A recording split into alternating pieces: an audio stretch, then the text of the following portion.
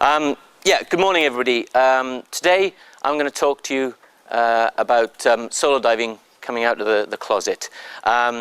Just a bit of an introduction. My name's Mark Powell. I run Dive Tech, which is a technical diver training school. So I teach people how to do technical diving. That's my full-time job. That's the day job, if you like. But that's not what I'm going to talk about today. I'm not going to talk about technical diving at all.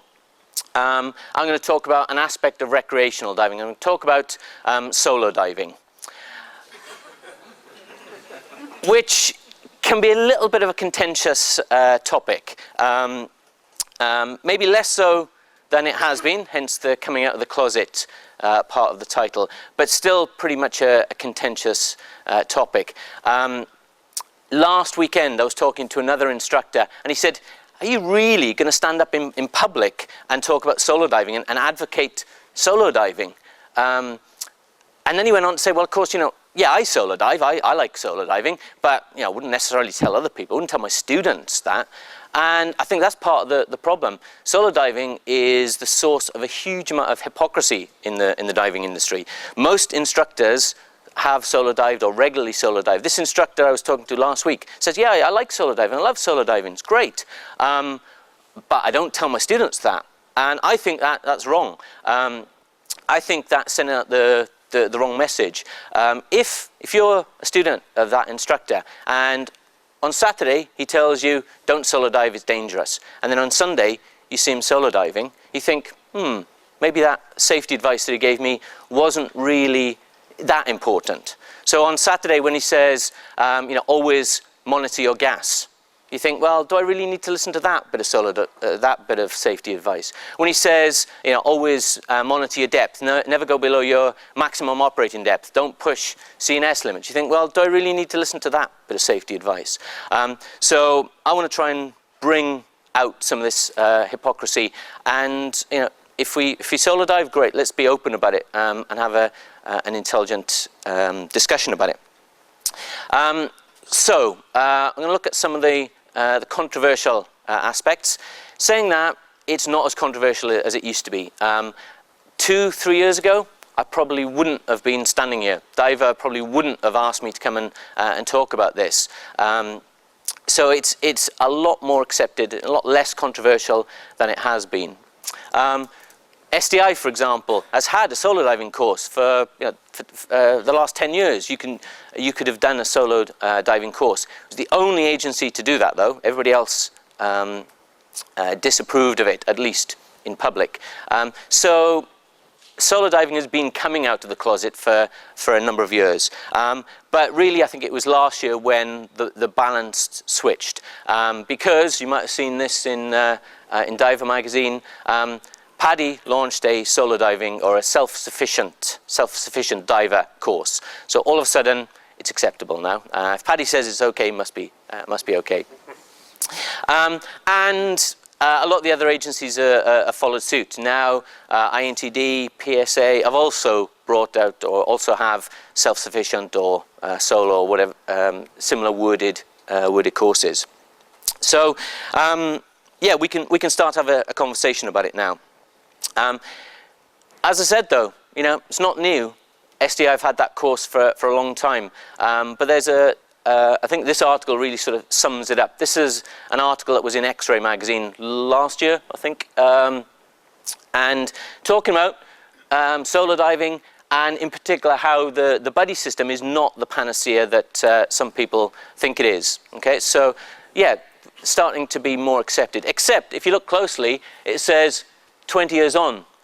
This article was originally published in 1990. Okay, so 20 years ago, all of the arguments that I'm going to talk about today, we knew about. So it's nothing new. So really what I'm going to talk about today, what I'm going to try and get a discussion going about is, well, let's be realistic about it. Let's start to understand what we mean by solo diving and the sort of person that does solo diving, because there's a number of misconceptions around. Some people think that to be a solo diver you have to be this mad, adventurous, daredevil, Lord Flashheart type character, and it's only the really foolhardy, risk-taking divers who do solo diving. Other people think, well, it's only for people who can't find anyone else to go diving with, for Billy No Mates. So what I'm going to try and do today is talk about some of the facts. Okay? Now, the trouble with facts is it depends which way you look at them. I'm going to run through some facts today. These are things which everybody knew and agreed, and there was no discussion about. The world is flat. Everybody knew that. It was a fact. Hundreds of years ago, it was a fact. Well, actually, we know it's not true. There are only 4 elements. Okay, unless you run a clothing company based in Cornwall, we know that that's not true. There are more than 4 elements. ABLJs are dangerous. Anyone start diving when ABLJs were still considered innovative, dangerous? Yeah. Dangerous, they could inflate underwater. They weren't proper life jackets. We shouldn't be using ABLJs. And then it became acceptable.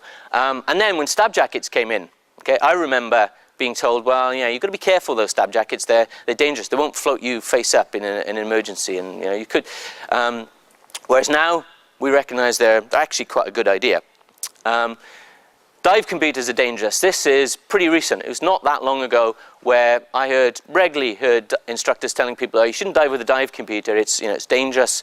It will, you don't know how reliable it is. It might stop working. It's too aggressive. Well, now most people dive with a dive computer these days. And nitrox as well. I was having this discussion last night. It's only in 1994 that the first UK agency recognised the use of nitrox in the UK. Okay, I'd been diving for nearly 10 years before nitrox was allowed, and now again, we start trainees on it pretty much from day one. Never dive deeper than your first dive. When I learned to dive, I was told there was 3 golden rules. Never dive deeper than your first dive. Never dive on your own, and never hold your breath while ascending. Okay. Well, we now know that is no more of a risk than reverse profiles, are no more of a risk than normal profiles. Solo diving, we're going to talk about today, no longer one of the taboos. Just in case you're wondering, holding your breath while you ascend is still a bad idea.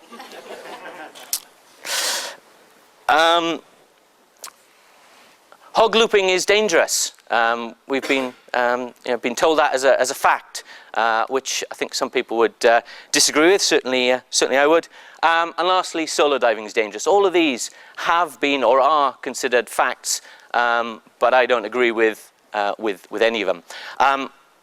When I did this talk originally, a couple of people said, what is hog looping? And if you don't spend all your time on the internet, you might not know what hog looping is. Hog looping is a way of wearing your equipment that is recommended by all the technical diving agencies, and you can see my main regulator is coming across my chest and around the back of my head, so I can donate it easily, a nice long hose in an emergency.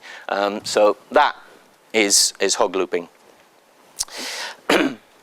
Okay, so I'm going to try and dispel some of the myths around solo diving. First of all, a bit of a straw poll. How many people have solo dived? Okay, that's quite interesting. So that's a good proportion of the room. Okay. Now, I'm assuming that when I said that, the people who didn't put up their hand are thinking, well, no, I've never solo dived. I've never jumped in on my own without a buddy. But how many of you are volunteer instructors, work for BZAC or, teach for BZAC or the SAA? Okay, so within the guidelines of your organization, you can take a trainee diver in without somebody else in the water. Okay, and commercial diving regulations and professional diving regulations, you have to have a rescue diver. If you're a volunteer instructor, you don't need that. Okay, so you can jump in with someone who's on their first dive. Yeah, anybody taken a diver in for the first dive? Yeah. Now, if I go diving and I jump in on my own, that's dangerous. That's solo diving. That's dangerous. If I take somebody in with me who's never dived before, all of a sudden that's safe. How does that work? Those of you that are any type of instructors will know that trainees can sometimes be a bit of a handful. I consider teaching, if I'm taking someone in for a first dive, I'm solo diving with an impediment. So yeah, I think if you're a volunteer instructor, you've taken someone in that isn't, is on one of their first couple of dives, I think you're effectively solo diving with an impediment. Any photographers or videographers in the room? Yeah, or buddies of photographers? Yeah, now, I did get picked up on this, and there are some exceptions. Okay, one possibly in this room. There are some photographers who make very, very good buddies, I will say that. It's an exception though. Most photographers, once they start to look through that viewfinder, the rest of the world disappears. You could be eaten by a shark, and unless it makes a good shot, the photographer is not going to be in the least bit interested. So if you're a photographer, if you're the buddy of a photographer, a lot of the time you're effectively diving solo.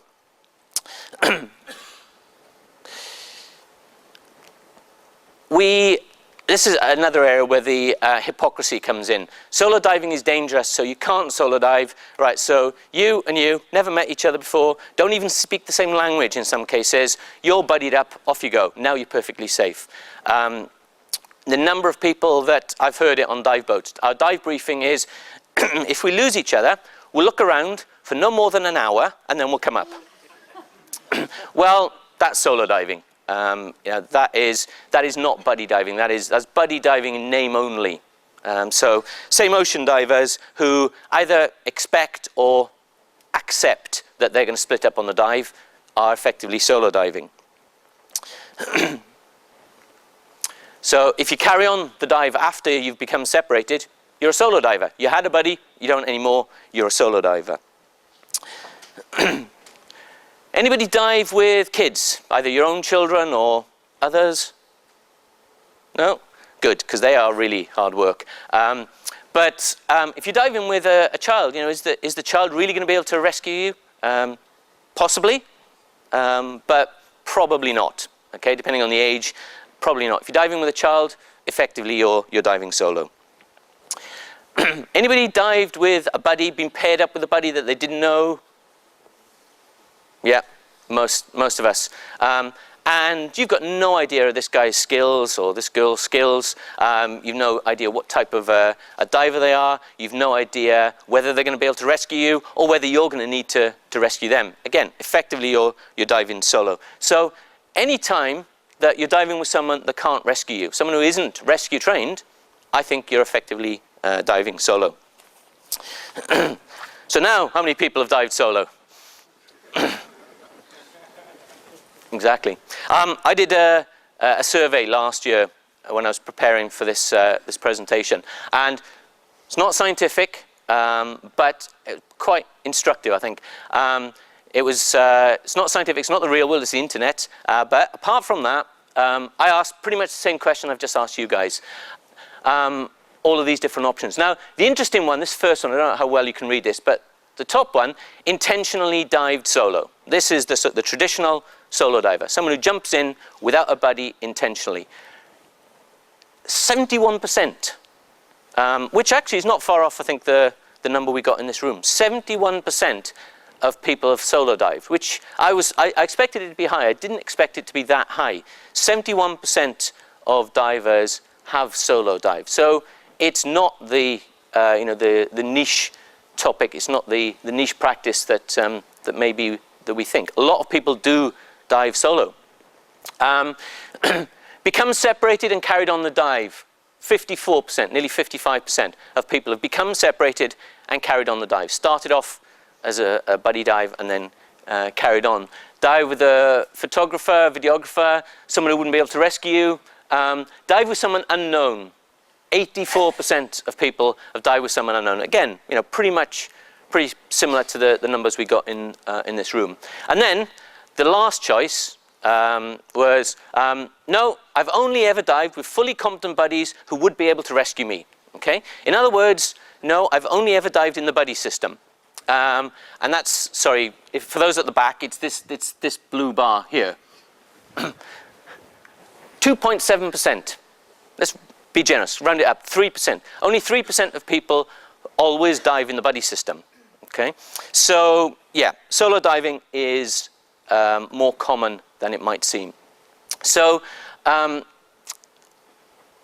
think it's important to say, I'm not here to rubbish the buddy system at all. Quite the opposite, in fact. You'll see, I'll come back to that later. So, nothing wrong with the buddy system. And a good buddy who is in contact, paying attention, able to rescue the diver, fantastic. If you've got a good buddy, fantastic. The trouble is, most buddies don't look like this. A lot of buddies look more like this, or act more like this.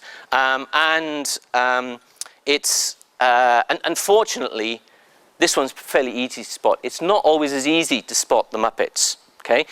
In fact, just because someone's got perfect flat trim and can do a perfect frog kick doesn't mean they're not a Muppet. So, yeah, sometimes you might get buddied up with someone and they're a Muppet. And we've all got the buddy from hell story. When I did this talk the first time, about the first half an hour after the talk were people lining up to tell me their buddy from hell stories. So just a couple, and these are from Dan. Diver entering a deep wreck, had some kind of problem. When his buddy came to help, the diver struggled and knocked the buddy's mask off. The buddy recovered, but the diver disappeared. His body was found the next day. Okay, pretty much a pretty good description of buddy from hell there. Another common thread is where somebody goes to rescue their buddy and they both get into trouble and ends up in a dual fatality. There was a survey done in 2006 on this subject, and one of the questions, have you ever been endangered by a buddy's behavior or actions? And 52% of people said yes. Okay. How many people in this room have been endangered by a buddy's actions? Yeah, it's about 52%. Okay, similar numbers. So the buddy system is not the be-all and end-all, and that I think is where the misconceptions and the hypocrisy comes in, because I think everybody agrees the buddy system is the best way to dive. But what we've got now is this idea that, well, if you haven't got a good buddy, then a weak buddy is better than solo diving. Okay. I disagree with that. My contention, my argument is that a weak buddy is the worst. So buddy system, perfectly okay as long as you do it properly. Solo diving, perfectly okay as long as you do it properly. It's the one in the middle. It's diving with a weak buddy because diving on your own is dangerous. That's, I think, where it gets dangerous. People rely on their buddies. They get into trouble with their buddies. They don't have good communication with their buddies. So this, I think, is the error. So I'm not here to criticize the buddy system at all, far from it. I'm here to criticize bad buddies. Now, a few graphs, a few statistics, but so far, this is all my opinion. So what I'm going to do now is actually look at some of the incidents, look at some of the details of accidents, and see whether what I've just said is borne out by the facts. So, I'm going to quote the BSAC's NDC e-bulletin from August 2006. And in that bulletin, it's, they looked at solo diving, and it said that from 1998 to 2005, the BSAC annual incident report recorded 3,198 incidents, of which 40 involved solo diving. Of these 40, 19 involved a fatality. That's a 48% of solo diving incidents involved a fatality. Of incidents where more than one person was involved, non-solo diving, 118 fatalities recorded, which is 3.7% of non-solo diving incidents involved a fatality. These data suggest that for a diving incident, the fatality rate is more than 10 times higher if solo diving is taking place. It's not looking good for my argument, then, is it? That seems pretty damning. Except I would contest the conclusion. There's a great quote about statistics. There's three kinds of lies: lies, damn lies, and statistics. Variously attributed to Disraeli or Mark Twain, but I think that it's a very, very good point. let's go back and have a look at those again and ask some questions about those statistics. First of all, who contributes to the BSAC incident report largely? BSAC divers, primarily. Yeah, it's open to everyone. Yeah, we all know that. But largely, diver-reported incidents to BSAC are primarily from BSAC divers. Okay. What's BSAC's view of solo diving? Anyone know? It's frowned upon, shall we say. Yeah. Do not support solo diving anywhere. Well, the previous slide summarized that. So you've got a source of information that comes from primarily from BSAC divers. BSAC really doesn't approve of solo diving. So imagine you're a BSAC member and you're solo diving. And you have an incident, a non-fatal incident. Are you going to report it? Would you report that to your DO? Probably not, I would suggest. When's the only time that a solo diving incident is definitely going to be reported? When it's a fatality. You know, it's pretty difficult to brush that under the carpet. So maybe those statistics aren't quite as clear-cut as they appear. Okay, but again, we got two views here. So what I'm going to do is I'm going to let you make the decision. I'm going to look at the BSAC incident report. This is the 2010 incident report. It's the latest one that I've got the full details for. Okay, so there's a summary, and for anyone that hasn't read it, it's always worth looking through the incident report just to see the sort of things, the sort of mistakes that people do make. There's always a summary of the fatalities. So I'm just going to pick out a couple of these. Just going to focus on this area here, first of all. 10 cases, 10 other fatality cases involve separation of some kind. Okay, separation. Well, that sounds like a breakdown of buddy skills to me. That's where the buddy system didn't really work for one extent. 4 of these cases occurred during the ascent from a dive when divers became separated.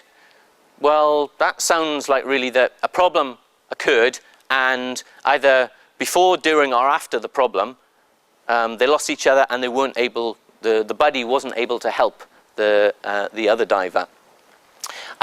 2 cases involve 3 or more divers diving together. Now this is an interesting one because all of the technical diving agencies advocate diving as a 3. They say diving in 3 is preferable in many ways to diving as a pair. A lot of people, when they come to me for technical diving courses, they say, I don't like diving as 3. I've done it before and it's hard work. And it's usually because if you dive in with a 3, why do you normally dive in a 3?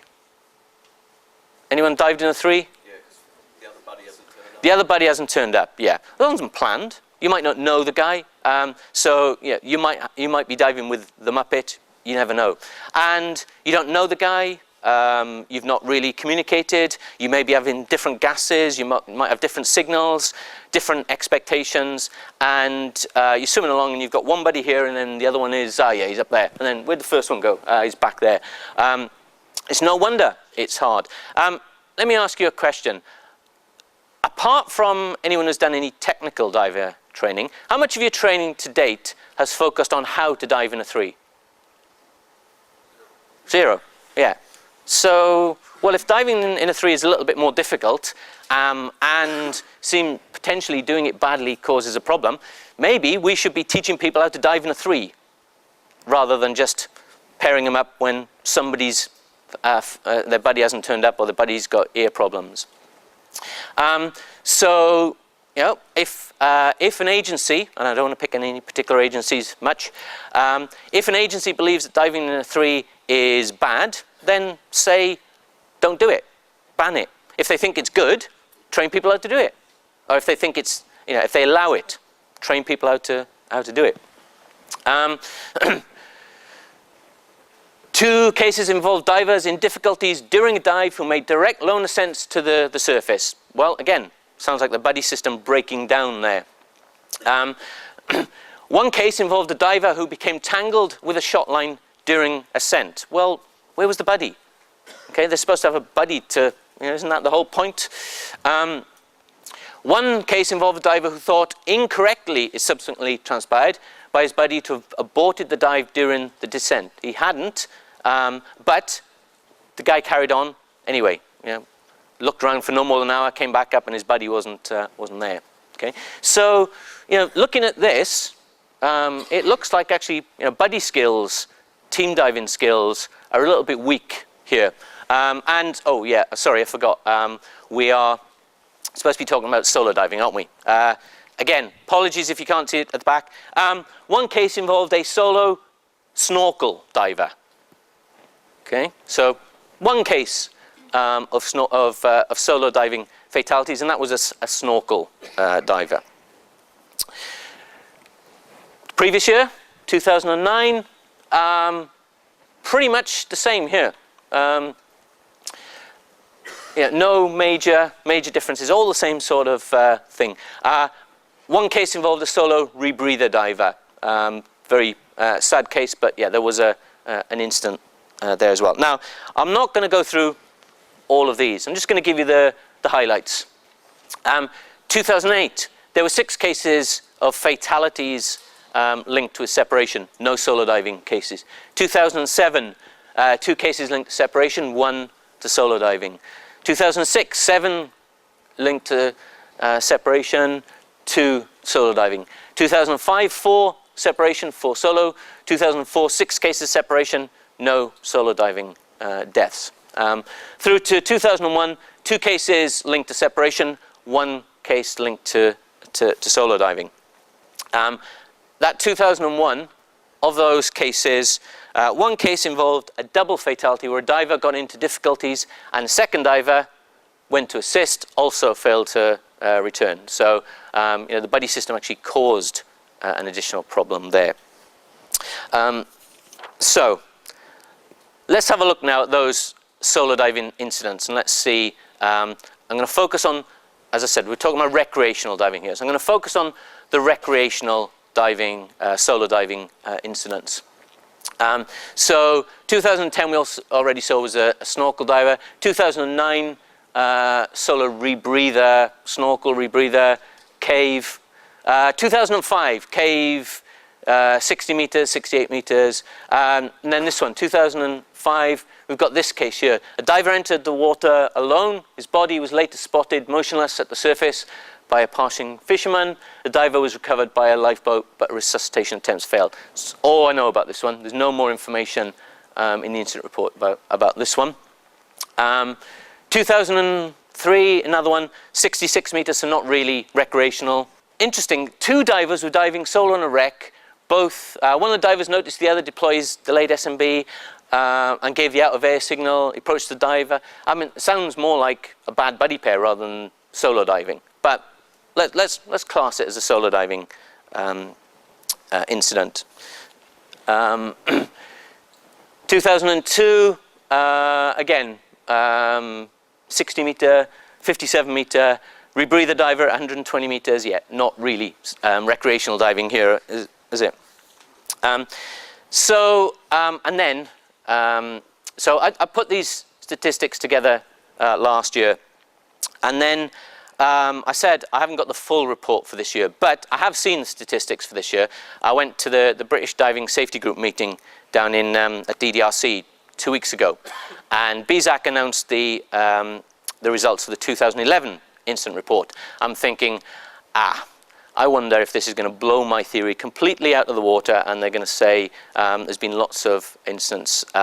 One person said to me about a fortnight ago, it'll be interesting to see what the results are now that, you know, solo diving is becoming much more popular, now that Paddy has advocated it, and, you know, Paddy's doing the self-sufficient course, now that there's so many people doing the SDI course. The SDI solo course is the second most popular course I taught last year. So more and more people are doing it. It's bound to feed through into the statistics. 2011 incident report, 0 solo diving fatalities and 6 separation related. So pretty much the same as every other year, in fact, slightly less than any other year. So it's not being reflected in the statistics. So as you have already spotted, if we go back and ignore the trimix rebreather incidents. Let's just focus on the recreational diving incidents. Well, there's this one. That's it. It's the only recreational solo diving fatality in the last 11 years. This millennium. And actually, I've got a question mark about it because I've no idea about this incident. I've no idea if this guy was at 100 meters or 20 meters. Yeah, it could be non-recreational. But let's give it the benefit of the doubt. Let's say this was a recreational solo diving death. It's one in 10 years. Now, remember, 70% of people said they dive solo. A big chunk of people here said they dive solo. If there's so many of us actually doing it, even if we don't talk about it, and it's so dangerous, wouldn't you expect that to be higher? But it isn't. So, what can we conclude from all of that? Deep diving is dangerous. Yep, absolutely. I teach technical diving, and I say this to my students all the time. More risks, more danger, absolutely. Don't think anyone would disagree with that. Cave diving is dangerous. There were 2 cave diving fatalities in there. Okay. Yep, I don't think anyone would really disagree with that. Rebreather diving is dangerous. I dive a rebreather. Yep, and I recognise that the risks are higher. Okay, I don't like solo diving on a rebreather. I try and avoid solo diving on a rebreather. So I class rebreather diving very differently to recreational diving. Snorkeling is dangerous. This is a warning for all of you going on holiday. Be very, very careful when you're snorkeling. It can be dangerous. We can see the information is pretty clear. Buddy separation is common in fatalities. It doesn't tend to protect us. And this is not obvious, statistically. I can't prove this, but my conclusion is that in general, lots of people's buddy skills are weak and lead to accidents. But recreational solo diving, actually, there's no evidence to show that it's dangerous at all, or no more dangerous than going underwater in an environment that we can't breathe. But yeah, you can't do that because you can't solo dive because what about your insurance? Your insurance won't cover you. Aha, got you. Yeah. Well, I rang up Dive Master. They're here today. You can go and ask them. I said, yeah, I've got a question about solo diving. Am I covered? Yes. What do you mean? Yes. Yeah, you're covered. Oh, as long as you're qualified, you're covered. No conditions. No. Yeah, it's fine. As long as you got a certification that says you're qualified to solo dive, we'll cover you. So your Dive Master insurance covers you. Same thing for Dan. Now, the one thing I would say is you've got to be careful with your life insurance.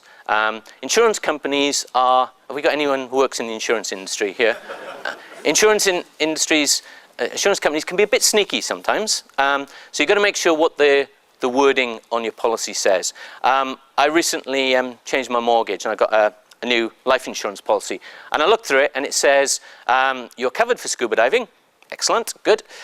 Provided you are diving with an instructor less than 30 meters. Okay, not so good. So I rang him up and I said, look, I am an instructor. Does that mean I need to be diving with another instructor? This 30-meter bit, I'm qualified a little bit deeper than that. Is there anything we can do about it? He said, oh, yeah, no problem. We'll revise the wording. I now have a life insurance policy that says I'm qualified to dive within the limit of my certification.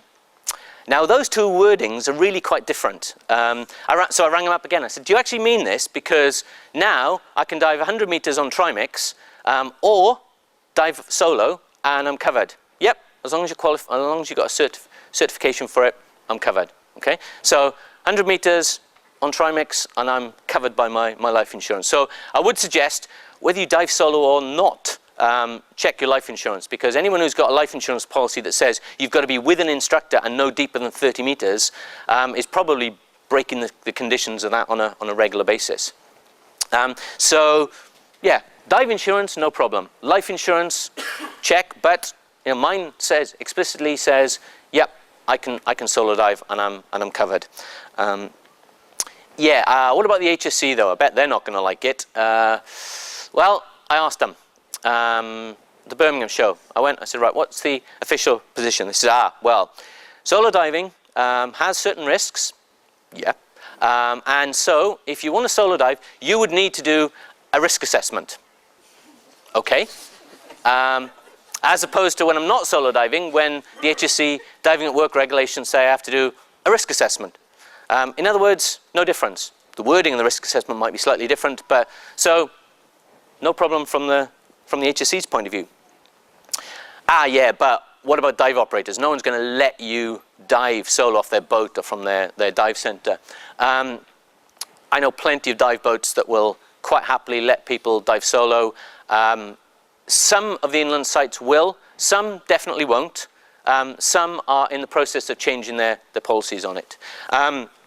I do escorted trips, or as Carol from Scuba Travel described me last night, she described me as one of their escorts, which I wasn't quite sure how to take that. Thank you, I think. But they've said, yeah, no problem. As long as you're qualified, solo diving is allowed. Yeah, but what? Yeah, but you can't. No. What about running out of gas? Yeah, what if you run out of gas? You got nobody to go to. Well, I'm going to let you into a little bit of a secret. Have you had much chance to walk around the show yet? It's a really clever product. I don't know if any of you have seen it. Absolutely fantastic product. I don't know if it's been launched or whether it was available previously. Fantastic little product that tells you how much gas you've got in your cylinder. Fantastic. You look at it and it tells you how much you've got. And really clever. This little needle goes down as you use up the gas. Okay? And there's a red area in there. I'm not quite sure what that's for, but probably bad. What the hell are you doing running out of gas in the first place? Plan how much gas you need, take the appropriate amount of gas, and monitor your gas, and you're not going to run out of gas. Even a catastrophic problem, O-ring failing, regulator free-flowing, well, take some redundancy, and it can be any redundancy, something that will get you safely back to the surface. Anyone who's had a free flow, you know that it goes on for quite a while. It goes a lot quicker than if you're breathing it normally, but if you're recreational diving, and remember I'm only talking about recreational diving here, if you have a free flow, you should be able to breathe off that regulator while you do your ascent. You can probably get a safety stop, but in that situation, it's one of the few situations I'd say, well, yeah, we'll skip the safety stop in this case and go to the surface. So what the hell are you doing running out of gas? What about entrapment? If you get caught up in line, that's the really big one. And yes, this is one of the risks. Remember the risk assessment the HSC mentioned? Entrapment is a risk. Now he's not here, but so I won't name him. But there's a guy I know who I did a solo diving course for last year, and 3 weeks ago I think it was, he was doing a drift dive off Portland and ran smack bang into a monofilament fishing net. And he stopped, he didn't panic, he didn't twist around, get tangled out, he got his cutting device out and slowly cut himself out of it. Exactly what I taught him to do in his solo diving course. Came back up and said, ooh, that was quite exciting, but dealt with it. Equally, a couple of years ago, I used to go down to Cornwall every summer with a group of friends and just go and do some diving. And we dived on a fishing wreck, a fishing boat that had sunk. And we dived on it just after it had sunk. Okay, now it's a fishing boat. Okay, they tend to carry fishing net just in case, just to be absolutely clear. Fishing boat, and we dived it, so we knew it had fishing nets on it. Went back the following year and we were going to dive it again. And some of the local divers said, well, be careful because the fishing nets have come out a little bit of the holes. So, just be careful. So it's a fishing boat. We knew it had fishing nets on it. We'd seen them. We'd been told it had fishing nets on it. We knew it'd been breaking up, and so the chances were there was going to be nets on it. So dropping down the line, and we weren't solo diving, we're in buddy pairs. I'm dropping down the line with my buddy, and in front of me I can see another diver and his buddy, and they're swimming along, and I can see this net in front of them. And the one diver just sort of skirted past it. The other one swam into it, because most divers, when they swim along, they look down. They don't actually look where they're going. So he swam straight into it. And he swam into it, and then he realized he was caught, so he started to try and time himself. Actually, he just ended up winding himself up. So he looked up to his buddy, who was disappearing off into the distance. So, you know, a buddy doesn't necessarily help in this situation. I was above him, and I, because I'm a responsible person, I sat and watched and laughed for a few minutes. And I was doing some research. I waited to see how far the buddy would go before he came back, and he swam off out of sight. There was going to be no help at all. So I went down and got the guy out of this net. And about 10 minutes later, the buddy comes back and says, "Yeah, what was going on? Where were you?" So yeah, bad buddy skills and bad awareness made, if I hadn't been there, that guy might well have not made it. So, his buddy didn't help him. It was just me happening to come across him that saved him. Whereas my student 3 weeks ago ran into a fishing net, very similar situation, and managed to get out of it with absolutely no drama, no problems at all. So, yeah, entrapment is a risk. I'm not gonna deny it, but it's a manageable risk. Yeah, but what about if you pass out underwater? Anybody in the habit of passing out? I don't mean last night. Anyone who's in the bar last night, doesn't count. Anyone in the habit of just spontaneously passing out? Anyone have a medical condition? No. You probably shouldn't be diving if you have. You probably shouldn't be driving to the dive site if you spontaneously pass out. So, yeah, I don't think that's a real concern. And I quote, this is a quote from another diving instructor, "But if we allow it, we'll encourage others to do it." Well, yeah, if they're doing it safely, then I don't actually see a problem with that. But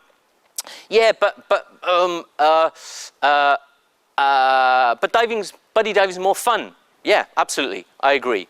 Buddy diving is more fun. If you've got a good buddy, a reliable buddy, then it is more fun. If you've got a muppet, if you've got a buddy from hell, then maybe it's not so much fun. So yeah, I'm not saying don't buddy dive, far from it. But that's the fact that buddy diving is good doesn't mean that solo diving is necessarily bad. Yeah, but it's just dangerous. Okay, let's go back to the start of the presentation, and you point out to me where it's dangerous. And I've had this. I've gone through, and I'm not. I may get some of you to think about things a little bit more in this presentation. If you came in here absolutely dead set about solo diving, I probably haven't changed your mind. I may have given you something to think about, but I may not have changed your mind. Because one thing I've learned is that sometimes just presenting the facts isn't always enough to change people's point of view, because they look at things in a different point of view.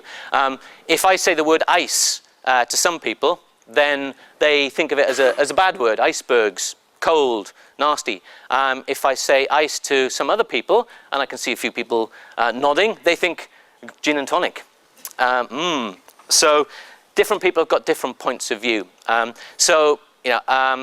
trying to get people to think about solo diving, to deal with it objectively, and try and change the attitudes, because diving is almost unique in having this phobia of solo diving. It's perfectly allowable, perfectly socially acceptable to drive a car on your own. Okay, 70 miles an hour down the motorway. How many of you drove here yesterday or today on your own? Yeah. What if you passed out? What if there was an accident? And you're driving 70 miles an hour with, maybe a tank full of petrol in the back, and maybe a jerry can, if you've been following the government's advice. You know, if you had an accident, that thing's going to go up in a ball of flames, and you're going to take other people with you. I'm shocked at the irresponsibility of some of the people in my audience. But it's perfectly acceptable, okay? You can jump out of a plane solo. You can parachute solo. What if your parachute fails open? Well, you use your redundancy, use your backup. Exactly the same idea. You can go fishing solo. Now that really is dangerous. More people die fishing solo, certainly, than you can climb solo. You can fly solo. Okay? My father is in his 70s. He's still pretty active, but he's perfectly allowable for him to go flying on his own, with nobody, no one to take over the controls if he has a problem. And you know, people do it all the time.